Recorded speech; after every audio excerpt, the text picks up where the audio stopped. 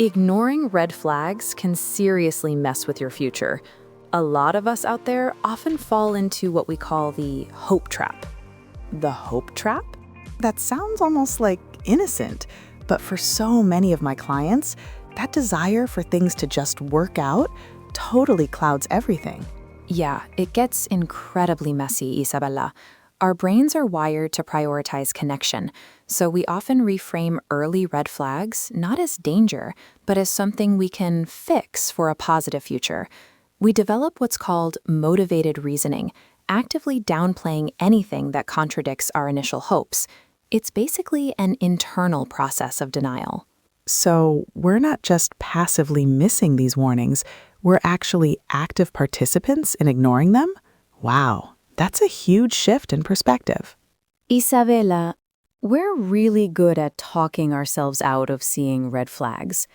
Our brains prefer a neat story, so warnings become tiny hiccups. If you've ever thought, they didn't mean that, or just a bad day, you've likely been there. It truly messes with our perception. Totally.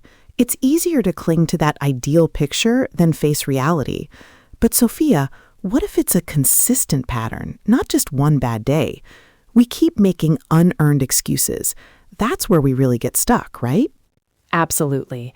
That's potential bias. We fall for who we think someone could be, not who they are right now. We project an ideal, making red flags seem like minor bumps towards their perfect self. It's that magnetic if-only hope. That if-only feeling is so powerful, Sophia. It's almost a subtle control, isn't it? We focus so much on their potential, we forget our own needs. People rarely change unless they genuinely want to. We can't just wish them different. Sophia, that truly resonates. After the hope trap and potential bias, what keeps us stuck when those aren't just red flags but full-blown sirens? What anchors us there? That's the sunk cost fallacy, Isabella.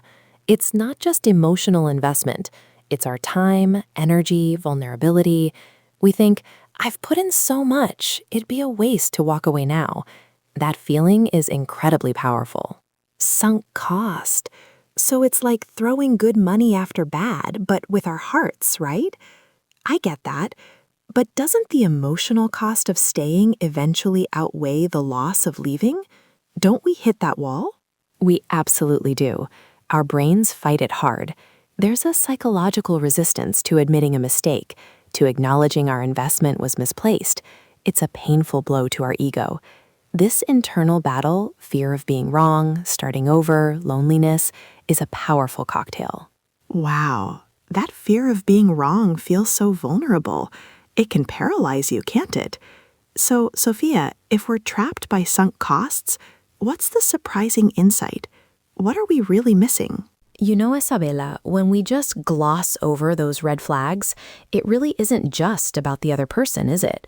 It kind of feels like we're totally letting ourselves down, like our guts practically yelling, hey, something's not right here, but we just shush it, hoping for the best instead of truly seeing what's right in front of us. Self-betrayal. Oof, Sophia, that really, really hits home. It's almost like we're inadvertently teaching people how to treat us by what we just let slide, you know? So, where do we even start rebuilding that trust in our gut after we've been ignoring it for so long? Oh, totally. It definitely takes practice, right? The biggest thing is honestly just noticing that tiny little ping of discomfort. Don't even try to talk yourself out of it. Just, observe it. And here's a super helpful trick. Try jotting things down. You'd be amazed how those minor issues suddenly look like, undeniable patterns when you actually see them all written out. That is such a smart move, Sophia, writing all of that down.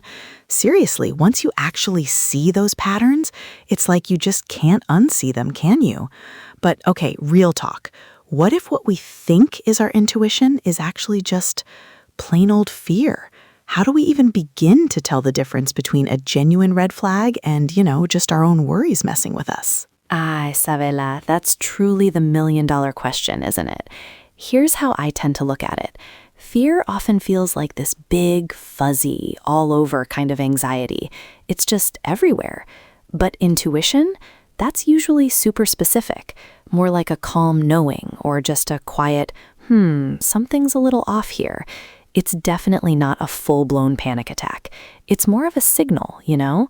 That's really the key distinction, I think. So when we actually listen to that little from our gut, that's where things really shift, right? It's choosing self-protection over just hoping. That big change starts with one tiny, honest observation.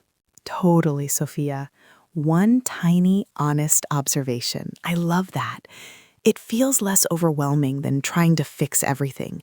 Just noticing. That's where we get our power back, huh? It totally is. Your gut isn't trying to make you paranoid. It's just looking out for you. It's your personal warning system. What's one of those nudges you wish you'd listened to? Ooh, that's a powerful question, Sophia. It always comes back to trust, doesn't it? Trusting ourselves. That feels like the foundation for everything good. Exactly. Trusting yourself means choosing people for who they are now, not who you hope they'll become. That's a game changer. Next time, we're digging into why we sometimes stay stuck. Understanding those patterns is key to breaking free, you know? Whew, Sophia, what a session, right? We really dove into some heavy stuff today. The hope trap, potential bias, and sunk cost. But mainly, it was all about trusting ourselves instead of letting things slide. So important. Totally. And we'd love to hear from you listening. Did any of this resonate? Spot these patterns? Hop into the comments. Your stories really help us all feel less alone. Yes, please do. If today's chat hit home, a quick like, share, or subscribe helps us spread the word. Find Good Life Guide everywhere. Facebook, Insta, TikTok, Pinterest, YouTube for daily wisdom and good vibes. More visual? Chill with us on YouTube. On the go? We're on Spotify and all your favorite podcast spots. For extra goodies and tools, swing by goodlifeguide.org. Seriously, Sophia, we just love connecting with everyone in our community. Thanks so much for hanging out. We can't wait to hear your thoughts, chat on social, and catch you next time.